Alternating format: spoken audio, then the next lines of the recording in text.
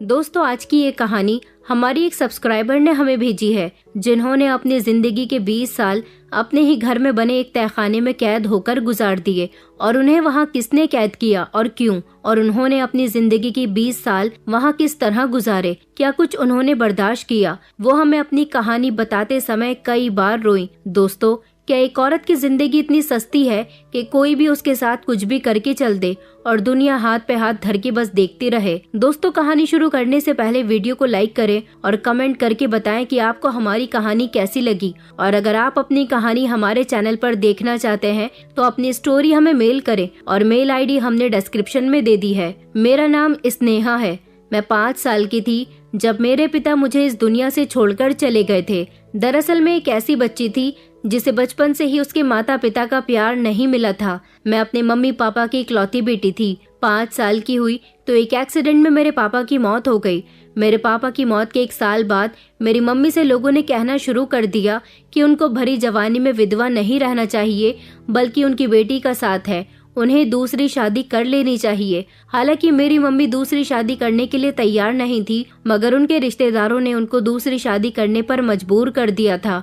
उसके बाद मेरी मम्मी की शादी हो गई थी। उनकी शादी एक ऐसे इंसान से हुई थी जो अमीर था और उन्हें बहुत खुश रख सकता था। हालांकि मेरे सगे पिता एक मिडिल क्लास इंसान थे। उन्होंने मेरी मम्मी को मिडिल क्लास ही जिंदगी दी थी। मेरी मम्मी की जिस इंसान के साथ शादी हुई थी उसके पास पहले से ही अपनी एक बेटी और एक बेटा था। उनको भी अपने बच्चों की परवरिश करने के लिए माँ की जरूरत थी, इसलिए उन्होंने मेरी मम्मी के साथ दूसरी शादी कर ली।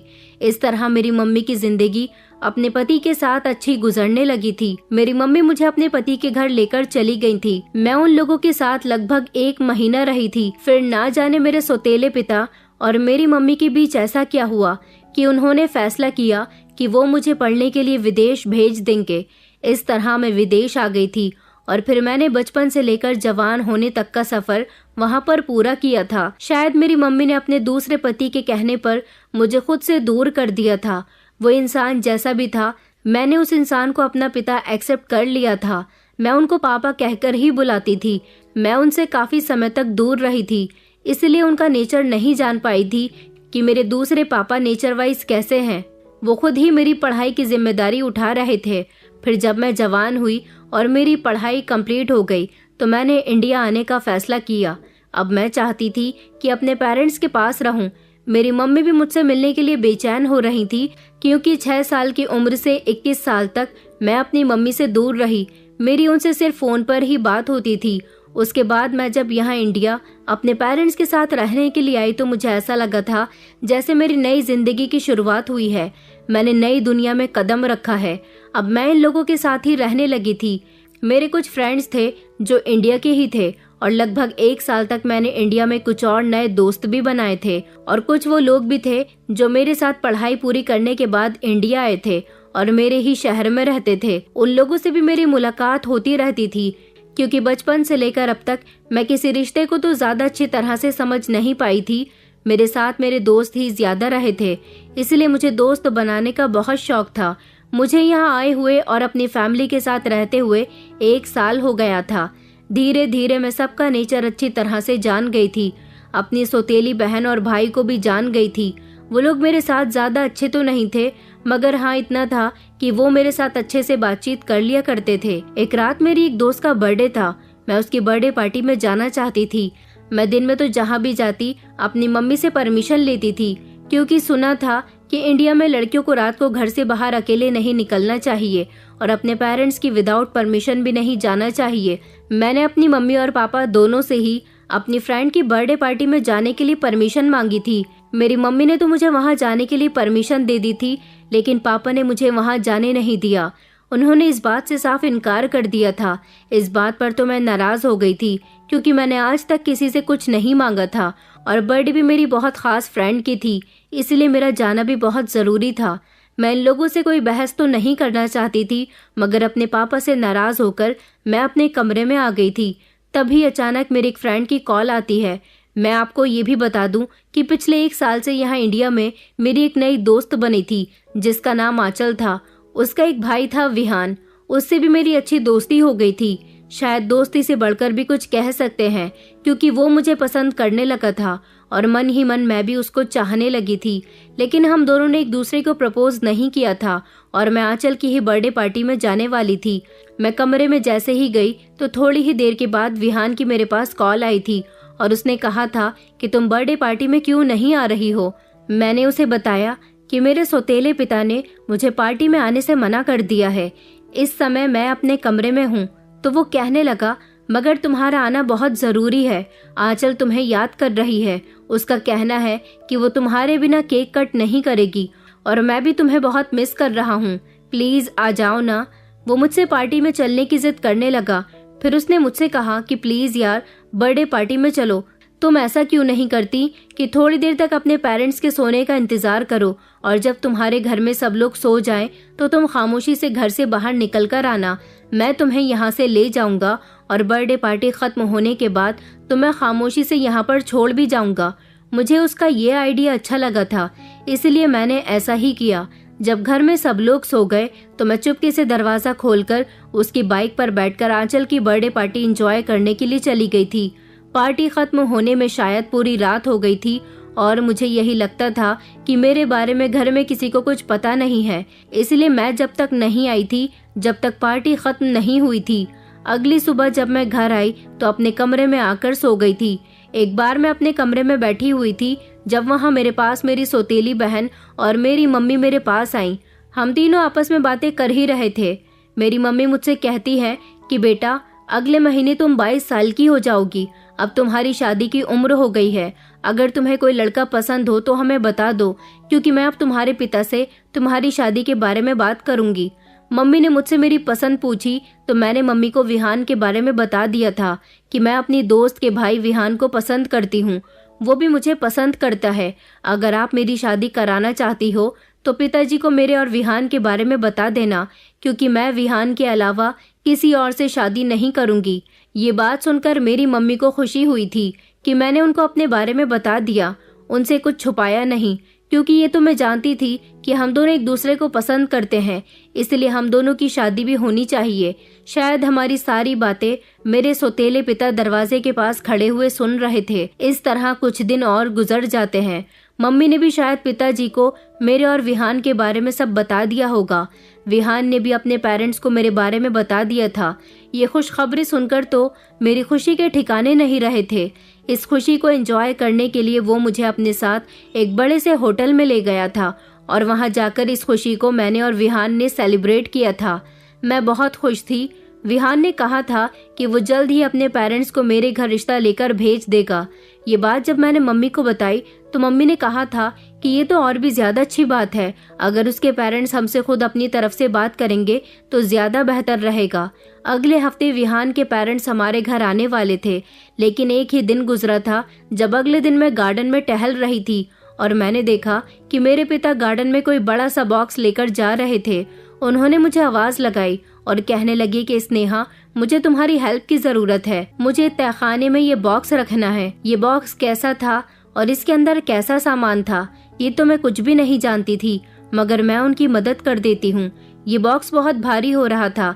इसको उठाने से मुझे ये रियलाइज हो गया था कि इसका वजन बहुत ज्यादा है, इसलिए पिताजी ने मुझे इसे उठाने के लिए बोला है। फिलहाल वो बॉक्स लेकर हम लोग तहखाने की तरफ जाने लगे थे और फिर जब हम लोग तहखाने में पूरी तरह से पहुंच गए तो थोड़ी देर के लिए मैंने पिता से उस बॉक्स को वहीं रखने के लिए कहा था, क्योंकि मैं भी इतना वजन उठाकर अब थक गई थी। मुझे खुलकर सांस लेनी थी। 20-25 सेकंड रिलैक्स करने के बाद मैंने और पिताजी ने फिर से उस बॉक्स को उठाया और हम दोनों अंदर की तरफ जाने लगे। तहखाने में अंदर जाने की साइड पर एक दरवाजा बना हुआ था। इस दरवाजे के बारे में तो मैं कुछ भी नहीं जानती थी। ये देखकर तो मैं हैरान रह गई थी, मगर मैंने इस बारे में पिताजी से कुछ भी नहीं कहा था। मैं खामोश थी और पिताजी के साथ उस कमरे के अंदर वो बॉक्स लेकर चली गई थी। जैसे ही मैंने और पिताजी ने मिलकर उस बॉक्स को जमीन पर रखा, इतने में मैं अपने बाल चेहरे से हटाने लगी। अभी लगभग 10 सेकंड ही गुजरे होंगे। मैंने देखा कि पिताजी बॉक्स रखते ही वहां से जाने लगे थे और उन्होंने उस कमरे का दरवाजा झट से बंद कर दिया। ये देखकर तो मेरे होश उड़ गए थे कि पिताजी मुझे यहाँ बंद करके कहाँ जा रहे हैं। अभी मैं कुछ सोचने समझने काबिल न थी।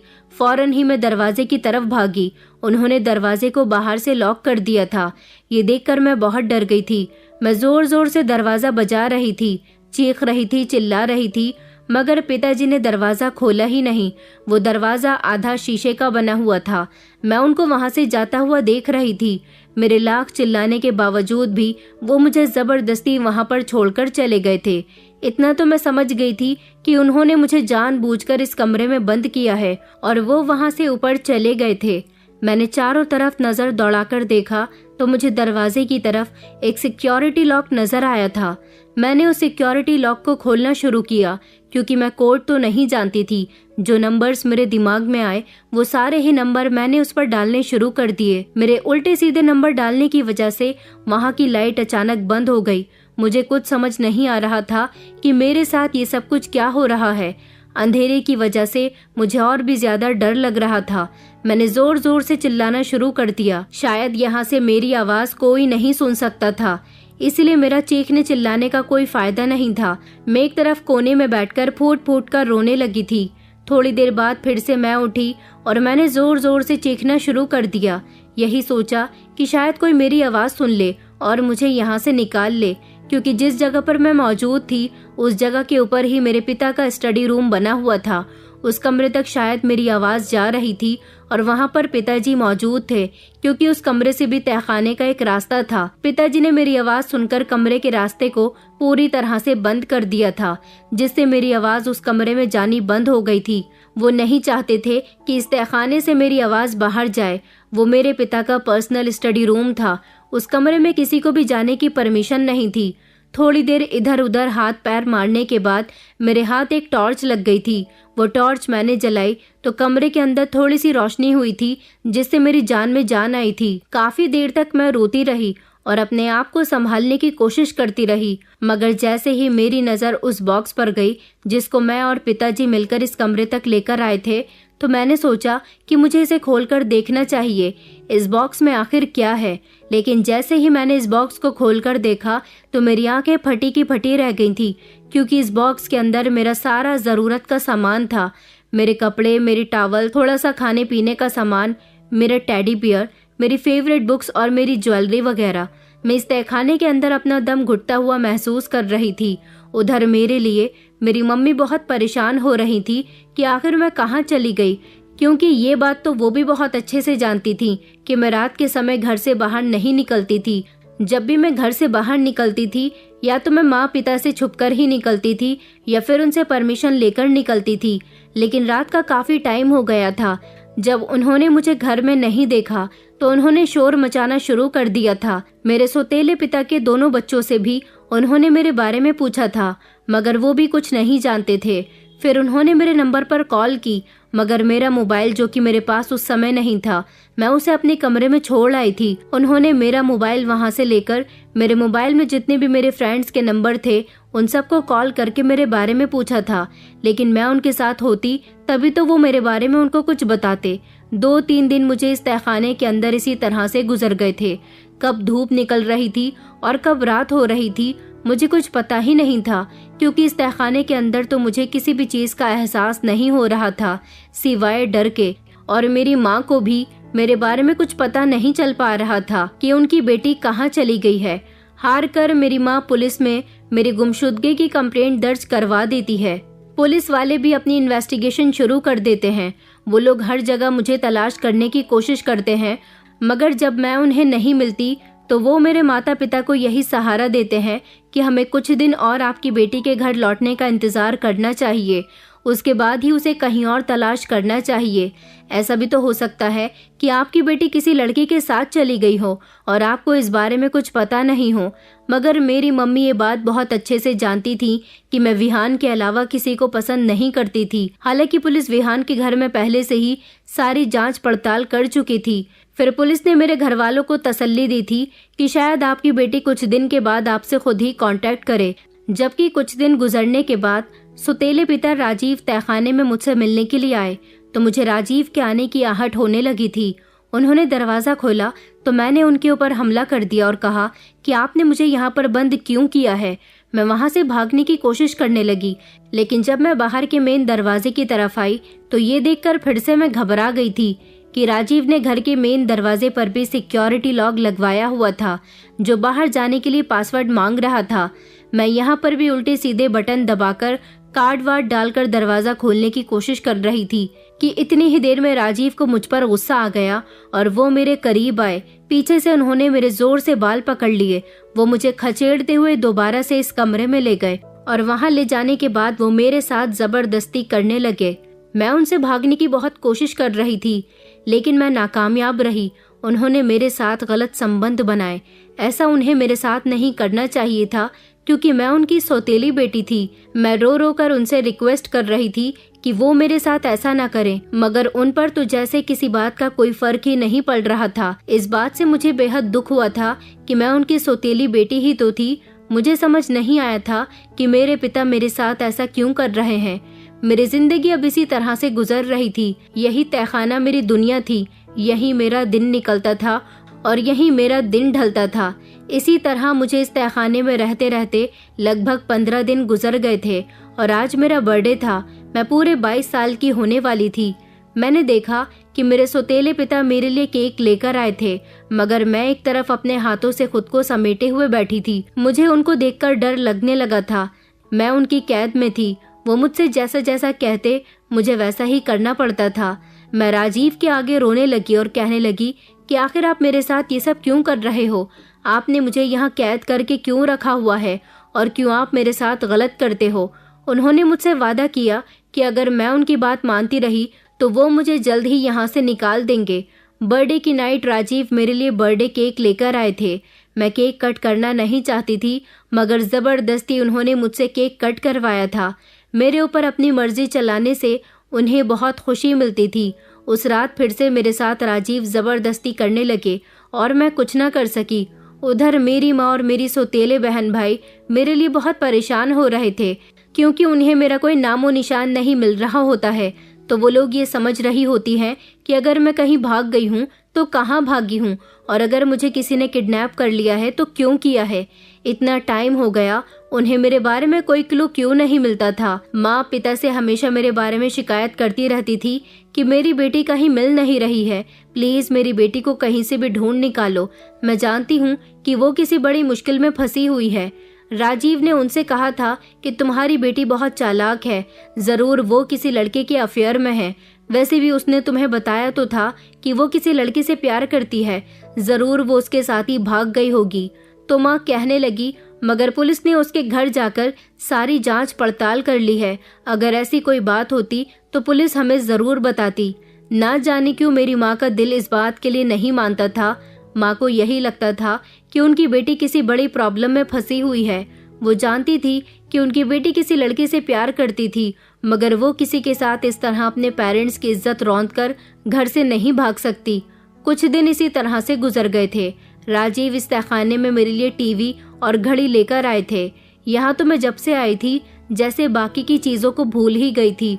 मुझे तो यहाँ रहते समय कभी पता ही नहीं चलता था। इस तहखाने में जो सामान रखा हुआ था मैं इसी से अपना गुजारा किया करती थी। इसलिए मैंने उनसे कहा था कि यहाँ पर मेरा टाइम पास नहीं होता, इसके लिए मुझे टीवी ला दीजिए और मुझे समय का भी पता नहीं चलता, मुझे एक घड़ी भी लाकर दे दीजिए। उन्होंने मेरी इन दोनों डिमांड्स को पूरी कर दिया था। यहाँ वैसे तो ज़रूरत का हर सामान मौजूद था। फ्रिज में खाने पीने का सामान भी भरा हुआ था, क्योंकि जब जब राजीव आते थे ज़रूरत का थोड़ा बहुत सामान लेकर आ जाया करते थे। इस फ्रिज में मेरे लिए कोल्ड ड्रिंक के केन्स भी रखे हुए थे। मैंने कोल्ड ड्रिंक पी ली थी और उसके खाली केन से एक हथियार बनाया था। ये धारदार हथियार था ताकि इस हथियार से मैं अपने पिता पर हमला कर सकूं। उस दिन वो जालिम आदमी वहां पर आया तो मैंने उन्हें शीशे से देख लिया था। वो दरवाजे की दूसरी तरफ खड़े हुए थे। मुझे बिल्कुल सीधा खड़े हुए देखकर शायद उन्हें थोड़ा सा मुझ पर शक हो गया था कि मैं कुछ न कुछ गड़बड़ करने वाली हूँ। दरवाजा खोलकर जैसे ही वो मेरे पास आते हैं मैंने फौरन ही अपने हथियार से उन पर हमला कर दिया था, लेकिन वो बड़े ही शातिर थे। इस हमले को पहले ही भांप चुके थे, इसीलिए वो मुझसे बच गए थे। मगर फिर मेरा अंजाम बहुत बुरा हुआ था। उन्होंने मुझे बड़ी बेरहमी से मारा था। मैं उनसे कह रही थी कि वो मुझे छोड़ दें, मुझे माफ कर दें, मगर उन्होंने मेरी एक न सुनी। उधर मेरा दोस्त विहान मेरे लिए बहुत परेशान होता था कि अचानक मैं कहाँ गायब हो गई हूँ। मैं तो उसकी बहुत अच्छी दोस्त थी और उससे प्यार भी करती थी। मेरा काफी लंबे समय से उससे कोई कांटेक्ट भी नहीं हो सका था। एक दिन विहान मेरे घर पर आ गया था और उसने पिता से मेरे बारे में पूछा था कि स्नेहा कहाँ है। काफी दिनों से वो दिखाई नहीं दे रही। तब पिताजी ने उसे टालने की कोशिश की थी कि मैं कुछ नहीं जानता कि वो कहाँ चली गई। विहान अपना मुंह लटकाकर वहां से चला गया था और इसी तरह धीरे धीरे मुझे इस तहखाने में लगभग 1 साल हो गया था और मैं इस तहखाने के अंदर बंद रह रहकर ही अपनी जिंदगी को गुजार रही थी। मैं यहाँ रहती तो यहाँ पर अपने लिए सारे कामकाज करती थी, यहाँ की साफ सफाई भी करती थी और अपने लिए खाना भी बनाया करती थी और अकेली ही बैठकर खाना खाती थी। मुझे सबकी बहुत याद आती थी। सबसे ज्यादा मुझे अपनी मम्मी और विहान की याद आया करती थी। 1 साल गुजरने के बाद मैं प्रेग्नेंट भी हो गई थी और मैंने एक बेटी को जन्म दिया था। यहाँ तक कि इस बच्ची को भी जन्म मैंने इसी तहखाने के अंदर दे दिया था। यहाँ पर रहते हुए मुझे अपनी बच्ची की अकेली ही परवरिश करनी पड़ती थी।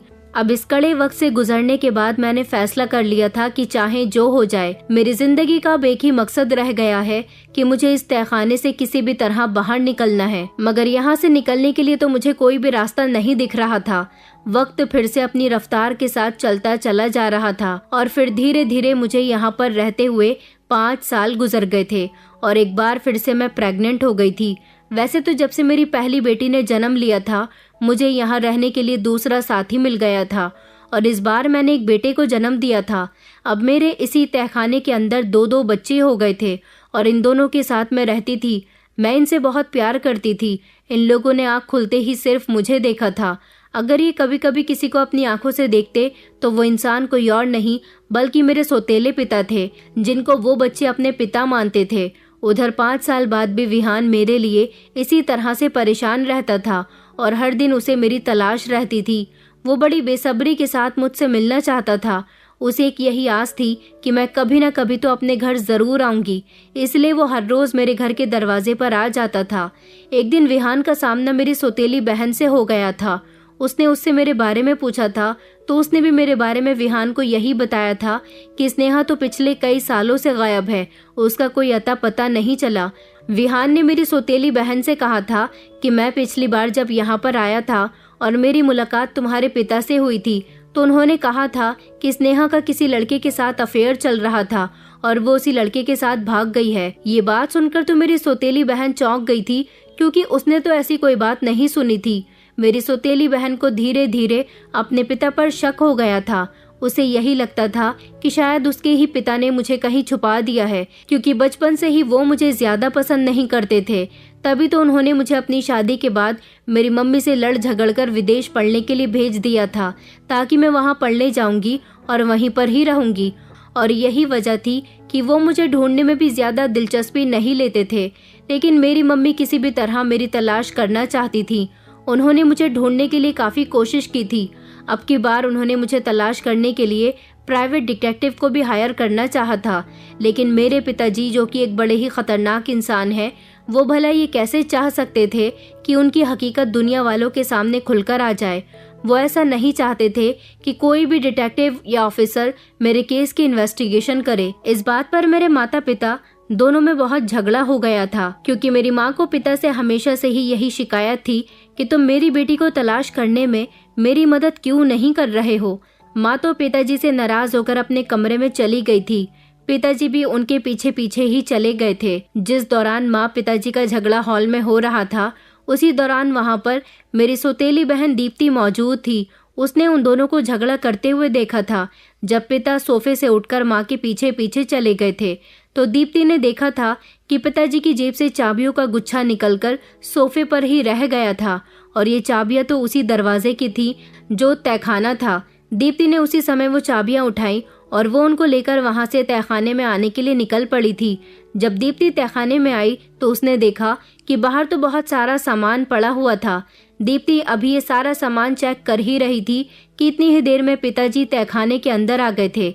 दीप्ति को ये नहीं पता था कि इसी तहखाने में खुफिया कमरा बना हुआ है जिसमें मैं अपनी जिंदगी गुजार रही थी। पिताजी ने उसे वहां पर देखा तो वो बहुत घबरा गई थी और उसे वहां से जाने के लिए कहा था। वो पिताजी से ज्यादा बातचीत नहीं करती थी, क्योंकि वो भी बचपन से ही उनसे बहुत डरती थी।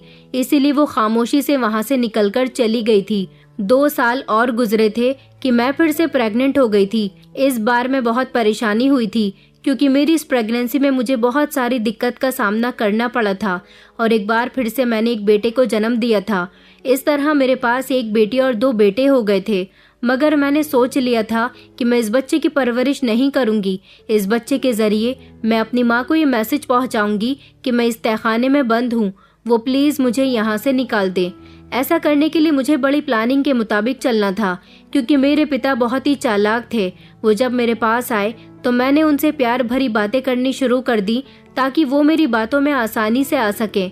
मैंने राजीव से कहा कि मैं नहीं चाहती कि मेरा बेटा यहाँ इस अंधेरे में बड़ा हो।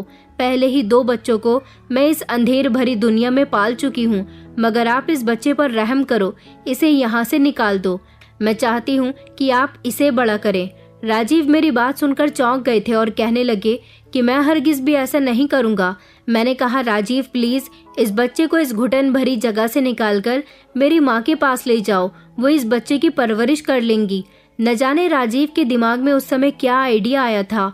वो मेरे बेटे को उठाकर बाहर ले आए थे। शायद अब की बार भी वो अपनी चालाकी इस्तेमाल करना चाहते थे, मगर उनकी चालाकी इस्तेमाल होने से पहले ही मैंने अपना खेल खेलना शुरू कर दिया था। वो मेरे बच्चे को जिस बास्केट में लेकर गए थे वो बास्केट उन्होंने घर के दरवाजे के बाहर रख दी थी। दरअसल राजीव ने बाहर जाने से पहले मुझसे एक नोट लिखवाया था। वो नोट मेरी माँ के लिए था। उस नोट में मैंने लिखा था कि ये बच्चा मेरा है। मेरी फाइनेंशियल कंडीशन ठीक नहीं चल रही, इसलिए मैं इस बच्चे की परवरिश ठीक से नहीं कर पा रही हूँ।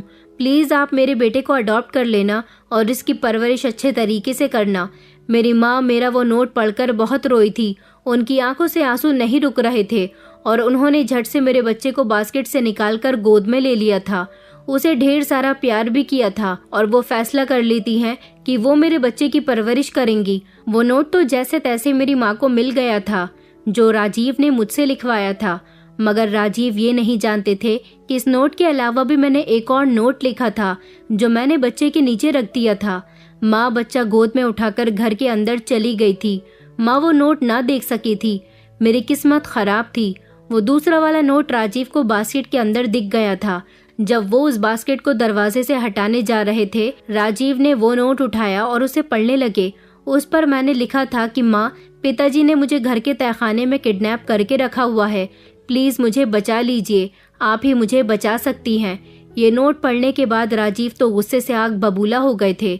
वो फौरन ही तहखाने के अंदर आ गए थे और वहां आने के बाद फिर से उन्होंने मुझ पर हाथ उठाया था।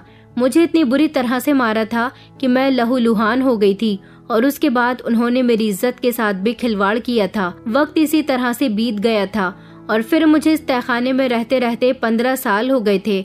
अपने बेटे और बेटी के साथ मैं खुश थी, मगर ना जाने क्यों मुझे यहाँ से निकलने की फिक्र हमेशा सताती रहती थी। मेरी बड़ी बेटी पिंकी अब धीरे धीरे जवान दिखनी शुरू हो गई थी।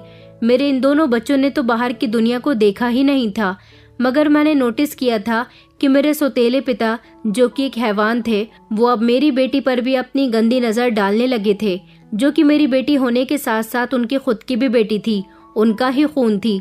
इस बात को तो मैं बहुत अच्छी तरह से भाप गई थी और अब मैंने ठान ही लिया था कि जो चाहे हो जाए, मुझे यहाँ से निकलना ही होगा, क्योंकि जो तकलीफ मैंने बर्दाश्त की है वो मैं अपनी बेटी को नहीं देना चाहती थी। एक दिन मैं अपने कमरे में अपने दोनों बच्चों के साथ बैठी हुई थी, तभी अचानक मेरे ऊपर पानी की कुछ बूंदें आईं। मैंने सर उठाकर देखा तो ऊपर की छत से पानी नीचे टपक रहा था। ये देखकर मुझे एक आइडिया आया था, क्योंकि मैं समझ गई थी कि ये जगह कच्ची है। मैंने जल्दी से कोई नुकीली चीज ली और उस जगह पर छेद करना शुरू कर दिया। उस जगह को कुरेदते कुरेदते वहां पर छेद होने लगा था। मेरे पास जो टॉर्च थी, उस टॉर्च को मैंने उस छेद में डाला और वहां से रोशनी डालना शुरू कर दिया, ताकि कोई इस परेशानी को देखकर मुझे बचाने के लिए आ जाए, क्योंकि मैं जानती थी कि ये जगह गार्डन की तरफ की जगह है। उस समय सड़क से कोई आदमी गुजर रहा था। ये रात का समय था जब उसने हमारे घर की तरफ देखा और उसे लगा कि तहखाने से कोई रोशनी ब्लिंक कर रही है। उसने घर का दरवाजा बजाया था और इस बार फिर से मेरी किस्मत ने मेरा साथ नहीं दिया था, क्योंकि जब उस आदमी ने दरवाजा बजाया था तो दरवाजा खोलने वाला इंसान मेरे सौतेले पिता ही थे। राजीव जब बाहर आए तो उस आदमी ने राजीव को बता दिया था कि आपके तहखाने से कोई लाइट ब्लिंक कर रहा है। ये बात सुनकर राजीव को बहुत गुस्सा आया था, क्योंकि वो अच्छी तरह से जानते थे कि ये काम करने वाला इंसान कोई और नहीं बल्कि मैं ही हूँ। राजीव इस समय नीचे आ गए थे और उन्होंने फिर से मुझे बुरी तरह से मारा था, क्योंकि इस बार भी मैंने यहाँ से निकलने के लिए जो कोशिश की थी उससे राजीव फंस सकते थे, इसलिए उन्हें बहुत गुस्सा आ रहा था।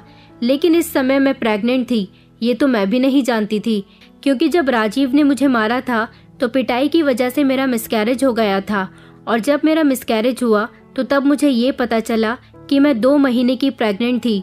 ये जिंदगी मुझे बहुत बुरी लगती थी, इसलिए मैं दिन रात रोती रहती थी। मेरे बच्चे जब अपने पिता के हाथों से मुझे पिटता हुआ देखते थे तो वो बहुत डर जाया करते थे और रोने लग जाते थे। वो मेरा बहुत ख्याल रखते थे। जब जब उनके पिता आते थे वो सहम कर रह जाते थे कि कहीं उनके पिता उन पर हाथ न उठाएं। मेरे बच्चे हमेशा सवाल किया करते थे कि आखिर उनके पिता कहाँ चले जाते हैं, कहाँ गायब हो जाते हैं, और यहाँ आते हैं तो मुझ पर हाथ क्यों उठाते हैं, मेरे साथ जबरदस्ती क्यों करते हैं, जबकि मैं उनकी नजरों के सामने हमेशा रहती हूँ। एक दिन तंग आकर मैंने अपने बच्चों को उनके पिता की पूरी हकीकत के बारे में बता दिया था कि वो उनके पिता होने के साथ साथ मेरे सौतेले पिता भी हैं, और उन्होंने मुझे यहाँ पर क्यों बंद करके रखा हुआ है। इस दुनिया के बाहर भी एक और दुनिया है जहाँ रोशनी भी होती है और अंधेरा भी होता है, और उनके जैसे ही बहुत सारे लोग इस दुनिया में मौजूद हैं। मेरे बच्चे तो मेरी पूरी कहानी सुनकर चौंक गए थे। उन्हें ऐसा इसीलिए लग रहा था क्योंकि वो बचपन से ही यहाँ पर रह रहे थे, इसलिए उनको ये सब सुनकर बड़ी हैरानी हुई थी। मैंने अपने बच्चों को बोल दिया था कि मैं इस इंसान से तुम लोगों को बचाना चाहती हूँ। ये बात सुनकर मेरे बच्चे बुरी तरह से डर गए थे। अगले दिन जब राजीव तहखाने में आए और बच्चों ने उन्हें सब कुछ बता दिया तो राजीव को बहुत गुस्सा आया था कि मैंने बच्चों को हकीकत क्यों बता दी थी। उनको बहुत गुस्सा आया था। उन्होंने फिर से मुझे बुरी तरह से मारा था। इस बार तो उनके हाथ में जो कुछ भी आ रहा था वो उसी से मुझ पर वार कर रहे थे। मेरी जान भी जा सकती थी, मगर उन्हें तो किसी बात की कोई परवाह ही नहीं थी। मैं दिन ब दिन बहुत कमजोर होती जा रही थी। मैं बहुत परेशान रहती थी। मेरी हालत खराब हो रही थी। इस दौरान मुझे सबसे ज्यादा याद अगर किसी की आती थी तो वो विहान था। मुझे अच्छी तरह से याद है जब मैं विहान से आखिरी बार मिली थी तो हमने एक दूसरे से शादी करने का वादा किया था। मैं सोच रही थी कि मेरी तरह वो भी मुझे याद करता होगा, मुझे तलाश करता होगा, लेकिन अब तो काफी साल हो गए हैं। न जाने वो कहाँ होगा, और अब तो उसकी शादी भी हो गई होगी। मेरी तरह उसके भी बच्चे हो गए होंगे।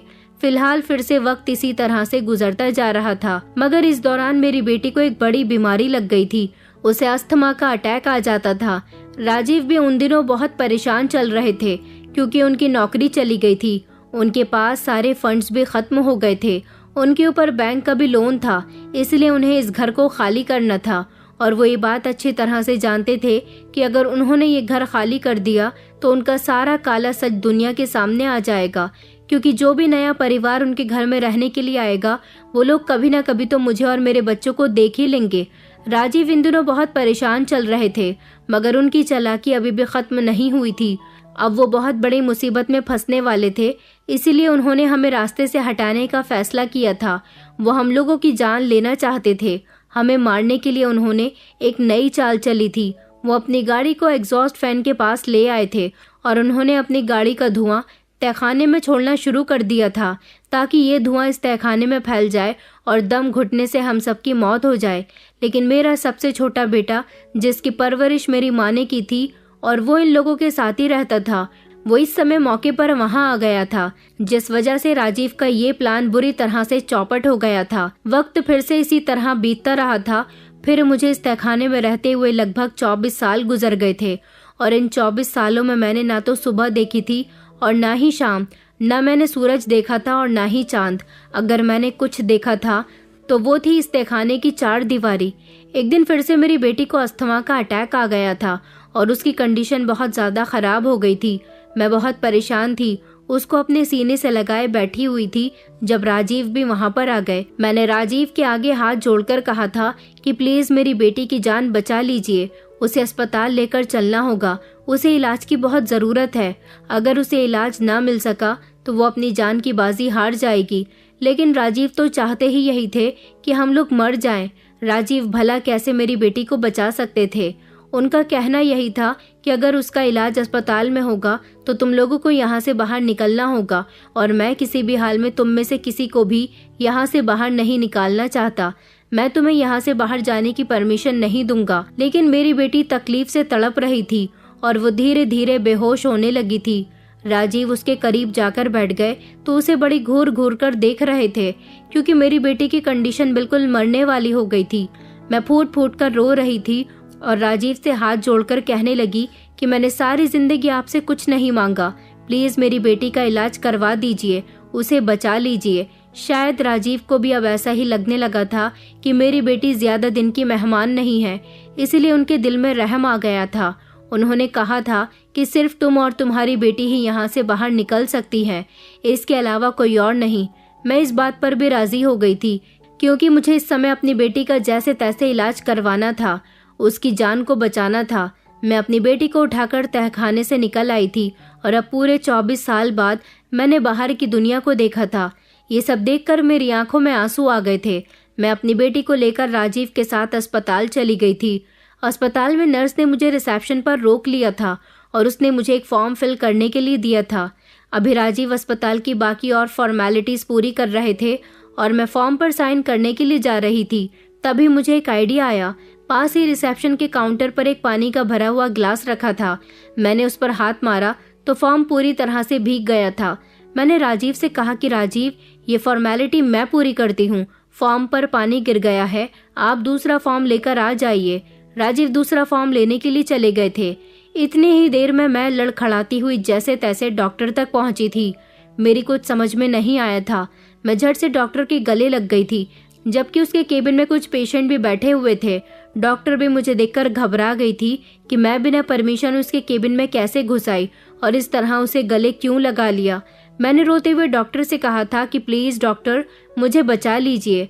मैं उनको अभी कुछ बताने की कोशिश ही कर रही थी कि इतनी ही देर में राजीव मुझे ढूंढते हुए डॉक्टर के केबिन तक आ गए थे और उन्होंने मुझे डॉक्टर के गले लगे हुए देख लिया था। राजीव मुझे वहां से ले जाने की कोशिश कर रहे थे, मगर मैं इतने सारे लोगों के सामने राजीव की बात मानने के लिए तैयार नहीं हुई। वहां पर शोर शराबा हो गया था। मैं जोर जोर से रो रही थी। मेरे शोर शराबे से वहां पर पुलिस इंस्पेक्टर और वहां के गार्ड्स भी आ गए थे। मैंने उन लोगों के सामने अपने पिता की पूरी हकीकत को बयां कर दिया था। राजीव ने जब ये देखा कि मैं उनकी सच्चाई वहां पर बैठे हुए लोग, पुलिस गार्ड्स और डॉक्टर को बता चुकी हूँ, तो राजीव वहां से भागने की कोशिश कर रहे थे। जब वहां की पुलिस ने उन्हें झट से पकड़ लिया और फिर पुलिस ने जब राजीव पर सख्ती की तो मजबूरन राजीव को भी अपना सारा सच पुलिस को बताना पड़ गया था और इस तरह मैं बचने में कामयाब रही, क्योंकि मैंने वहां पर बैठे हुए लोगों को अपने पिता की हकीकत के बारे में बता दिया था कि इस इंसान ने किस तरह मुझे पिछले 24 सालों से घर के तहखाने में बंद करके रखा है। मैंने पुलिस को बता दिया था कि अगर आप लोगों को मेरी बात पर यकीन नहीं आता तो वहां पर मेरा एक बेटा अभी भी मौजूद है। पुलिस वालों ने राजीव को अरेस्ट कर लिया था। मेरी बेटी का ट्रीटमेंट भी अस्पताल वालों ने शुरू कर दिया था और इधर इस केस की इन्वेस्टिगेशन शुरू हो गई थी। जब तहखाने में देखा गया तो वहां से मेरा बेटा बरामद हुआ था और ये सारी सच्चाई दुनिया वालों के सामने खुलकर आ गई थी। माँ को भी पता चल गया था कि उनके पति ने उनकी बेटी के साथ क्या क्या किया है। मेरा बेटा जब उसे तहखाने से बाहर निकाला तो उसको एक अजीब सी बेचैनी हो रही थी, क्योंकि अपनी जिंदगी में पहली बार वो खुले आसमान के सामने आया था। और मेरी बेटी भी। मेरी माँ हम लोगों से मिलकर बहुत रोई थी। वो ये बात नहीं जानती थी कि उनके पति ही उनकी बेटी के साथ ये सब कुछ कर सकते हैं। मेरा सौतेला भाई और सौतेली बहन दोनों को ही इस बात पर बहुत अफसोस हुआ था कि उनके पिता कितना घटिया इंसान था। जब उन लोगों ने मुझे और मेरे बच्चों को देखा था तो वो पूरी तरह से शॉक्ड रह गए थे। उन्हें यकीन ही नहीं आ रहा था कि उनकी बेटी के साथ इतना बड़ा जुल्म हुआ है और जुल्म करने वाला इंसान कोई और नहीं बल्कि उनका पति है। मैं यहाँ से आज़ाद तो हो गई थी, लेकिन मेरे दिमाग में जो यादें थी वो आज भी मेरे दिलो दिमाग में अपना घर करके रह गई थी। मैं कुछ भी अभी तक नहीं भूल पाई हूँ। इन सारी यादों से निकल पाना मेरे लिए कोई आसान काम नहीं है। मैंने जो कुछ भी सहा वो अभी तक मुझे याद आता है। विहान जो मुझसे सच्ची मोहब्बत करता था, मेरी मोहब्बत की खातिर उसने अभी तक शादी नहीं की थी और वो अभी भी मेरी तलाश करने के लिए मेरे घर पर आता रहता था। जब मैं आज़ाद हो गई तो वो मुझसे मिलने के लिए आया था। इतने सालों के बाद उसे अपनी आंखों के सामने देखकर मैं बहुत खुश हुई थी, क्योंकि उसे भी मेरे साथ हुए हादसे के बारे में अब सब कुछ पता चल गया था। वो बहुत अफसोस जताने लगा था। उसने मुझे जिंदगी की तरफ दोबारा लौटने के लिए कहा था। उसने अभी भी शादी नहीं की थी, क्योंकि वो मुझसे बहुत प्यार करता था और उसे हमेशा यही उम्मीद थी कि एक न एक दिन मैं उसके सामने ज़रूर आऊंगी। और जब तक वो मुझे नहीं देख लेता और मेरे मुंह से नहीं सुन लेता कि मैं किसी और की हो गई हूँ, तब तक वो यकीन नहीं करता। उसने मुझे बहुत प्यार दिया, मुझे और मेरे बच्चों को संभाला, मुझे जिंदगी जीने का मतलब दोबारा से सिखाया था। वो मेरे साथ बहुत टाइम स्पेंड करता था, भले ही इतनी उम्र गुजरने के बाद ही सही, मगर मुझे विहान ने एक्सेप्ट कर लिया था। ये मेरी सच्ची कहानी है। मुझे भी पूरे 24 साल बाद आज़ादी मिली थी, इसलिए मैं अपनी आज़ादी का जश्न कभी कभी मना लेती हूँ। आप लोगों को मेरी ये कहानी कैसी लगी, मुझे ये ज़रूर बताइएगा। अब तो मैं विहान की पत्नी हूँ, वो मेरे बच्चों की मेरे साथ मिलकर परवरिश कर रहा है, मगर क्या जो मेरे सौतेले पिता ने मेरे साथ किया वो सही था, ये मुझे ज़रूर बताइएगा। दोस्तों, उम्मीद करती हूँ आपको हमारी कहानी पसंद आई होगी। कहानी पसंद आई है तो वीडियो को लाइक करें, चैनल पर नए हैं तो चैनल को सब्सक्राइब करें और हाँ, नोटिफिकेशन बेल को ज़रूर दबाएं ताकि अगली अपडेट सबसे पहले आपको मिले।